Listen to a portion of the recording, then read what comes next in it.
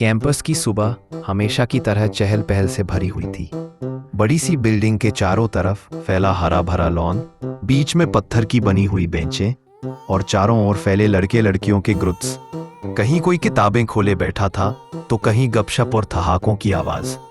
धूप अभी तीखी नहीं हुई थी, बस इतनी थी कि बरगद की घनी शाखों से छनकर लॉन की घास पर छोटे छोटे पैटर्न बनाती चले। कैफेटेरिया की तरफ से कॉफी और ताजा बंस की खुशबू हवा में घुली थी। पत्थर की बेंचों पर छोटे छोटे ग्रुप जमा थे। कहीं कोई असाइनमेंट के कागज फैलाकर बहस कर रहा था, कहीं कोई मोबाइल पर वीडियो दिखा दिखाकर ठहाके लगवा रहा था। उसी बरगद की छांव के पास एक बेंच पर गानिया मौजूद थी। सिर पर हमेशा की तरह स्कार्फ लिए, हिजाब कैप के साथ उसके बाल हमेशा इतने नीटली कवर्ड होते थे कि कहीं से कोई एक भी दिखाई नहीं दे सकता था। उसकी गोद में मोटा सा रजिस्टर खुला था जिसमें वह बारीक और नफीस लिखावट में कुछ लाइंस लिख रही थी। पास ही समरीन और अलीना नोट्स उलट पलट रही थी। दूसरी तरफ लॉन के किनारे मलिहा और सैफ कुछ और स्टूडेंट्स के साथ बैठे थे। उनके बीच की चुटकियां और अंदर खाने की बातें अलग ही रंग घोलती थी।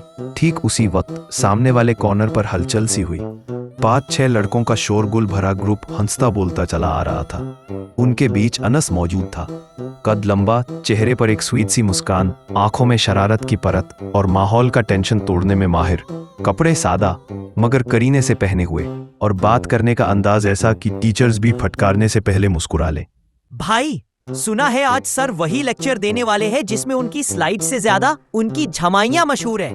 उसने कान में कहते हुए दोस्त को कोहनी मारी। अनस की टोन में हमेशा की तरह एक हल्की सी शरारत थी। जीशान हंस पड़ा। तू तो चुप रह, पिछली बार तेरी ही वजह से हमें पूरी क्लास खड़े खड़े गुजारनी पड़ी थी। अरे यार, मैंने तो बस इतना कहा था कि प्रोजेक्टर ऑन नहीं हो रहा। बाकी सर का गुस्सा तुम्हें भी पता है, तूफान की तरह आता है। अनस ने मासूमियत का नाटक किया। हाँ, और पीछे से ये किसने कह दिया था कि सर शायद प्रोजेक्टर भी नींद में है। फवाद हंसी दबाता हुआ बोला। उसके बाद उन तीनों का मुश्तरका कहकहा फूट पड़ा था। लगता है हमारी क्लास में पढ़ाई कम और कॉमेडी सर्कस ज्यादा है। सर आते ही कहते हैं नोट्स निकालो, और मुझे लगता है जैसे वो कहने वाले हो जेब से चोरी का माल निकालो। अनस ने फिर ठिठोली की। तू एक दिन सच में स्टैंड अप कॉमेडियन बन जाएगा मेरे यार, लेकिन पहले ये मैथ्स पास कर ले। जीशान ने हंसते हुए कहा, तो अनस ने किताब के पन्ने हवा में उड़ाते हुए गहरी सांस ली थी। मैथ्स तो हमारी मोहब्बत है, बस मोहब्बत एक तरफ आए। उसकी इस बात पर दोनों दोस्त हंसते हंसते दुहरे हो गए और उनसे कुछ दूर बिछी बेंच पर बैठी गानिया और इज़वा भी मुस्कुराए बगैर ना रह सकी। अनस, बैग वापस दे जरा, 1 मिनट, मुझे कुछ देखना है इसमें। फवाद को अचानक कुछ ध्यान आया, लेकिन अनस की शरारती मुस्कान चौड़ी हो गई। उसने बैग की जिप खोलकर अंदर झांकते हुए कहा, ओहो, क्या छुपा रखा है इसमें? हम भी तो देखें, कहीं कोई खजाना तो नहीं। फवाद लपक कर बैग खींचना चाहता था, लेकिन अनस लंबा चौड़ा फुर्तीला था। उसने मजाक मजाक में बैग से किताबें निकालकर बेंच पर रख दी। कुछ कॉपियां, पेन और एक रजिस्टर बैग से बाहर आए और इधर उधर फैल गए। उसकी इस हरकत पर फवाद झुंझला गया। यार छोड़ भी दे, मजाक की भी हद होती है। बस 2 मिनट, फिर वापस रख दूंगा। वो पता नहीं क्या देखना चाह रहा था। अरे वाह, ये क्या है? एक रजिस्टर को देखकर अचानक अनस के हाथ रुक गए। वह बाकियों से जरा अलग नजर आ रहा था। इस पर कवर साफ सुथरा, किनारों पर छोटे छोटे फूलों की नर्म सी ड्राइंग भी बनी हुई थी। उसने पलटकर एक पन्ना खोला। अंदर बेहद सलीकेदार खूबसूरत हैंडराइटिंग में सब्जेक्ट लिखा हुआ था और हर लफ्ज जैसे मोती पिरोया गया हो। अनस यकायक मुस्कुरा उठा। ओहो, ये तो कमाल है यार। तेरी हैंडराइटिंग इतनी बढ़िया कब से हो गई? मुझे तो कभी दिखी ही नहीं। अनस भावें चढ़ाकर और भी शरारती अंदाज में बोला, ये मेरा नहीं है। फवाद ने बेपरवाही के साथ उसके हाथ से बैग और बाकी रजिस्टर्स लेते हुए कहा, अच्छा, तेरे पास तेरी चीज नहीं तो फिर किसकी है? चोरी तो नहीं कर रहा कहीं? अबे राइटिंग देख, मैं मर के बिना लिख सकूं ऐसा? तुझे लगता है इतनी शानदार राइटिंग मेरी होगी? एक्सक्यूज मी, ये मेरा है। फवाद की बात से अनस भी एग्री था।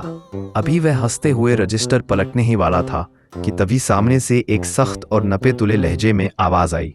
अनस ने आवाज की डायरेक्शन में देखा। गानिया की आंखें गहरी और आवाज ठंडी थी। अनस के चेहरे की मुस्कान थोड़ी देर को थम गई। ओह, सॉरी बाय मिस्टेक। अनस ने झेंपते हुए रजिस्टर आगे बढ़ाया ही था कि अचानक ठंडी हवा का तेज झोंका उनके बीच से गुजर गया। बेंच पर रखे पन्ने फड़फड़ाए और उसी के साथ गानिया का रजिस्टर भी अनस के हाथों में पलटने लगा। कुछ पन्ने अपने आप खुल गए, जैसे हवा ने जिद की हो कि उन्हें छुपाया ना जाए। अनस की नजर अचानक ही उन पन्नों पर जा पड़ी तो कुछ लम्हों के लिए उसकी आंखों में हैरत उमड़ आई थी। गानिया ने फौरन हाथ बढ़ाकर रजिस्टर पकड़ लिया। उसकी आंखें अब भी वही ठंडी और रुकी थीं, जैसे किसी ने उसके चारों ओर एक दीवार खड़ी कर रखी हो। आपकी हैंडराइटिंग वाकई बहुत खूबसूरत है। देखने वाला पहली नजर में ही इम्प्रेस हो जाए। अनस कहे बगैर ना रह सका।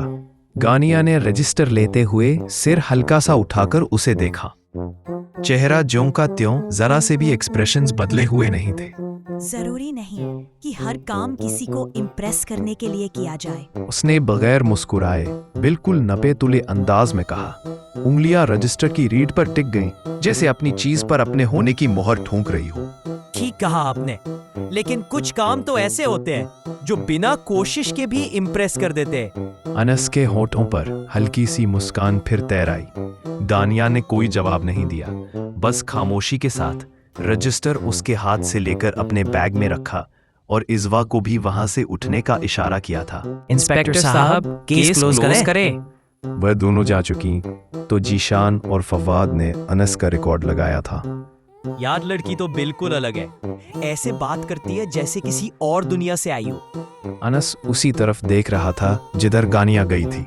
गानिया दानी नाम है भाई, छोड़ दे उसको। बाकी क्लासमेट्स की तरह उससे मजाक मत करना, वो तेरे हिसाब की नहीं है। जीशान मुस्कुराया तो अनस ने आंखें तंग करके उसकी तरफ देखा था।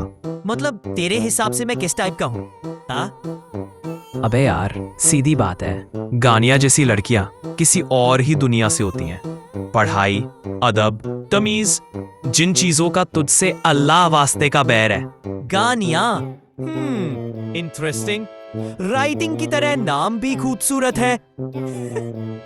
अनस ने एक पल के लिए वो नाम दोहराया। उसके होंठों पर हल्की सी मुस्कान थी,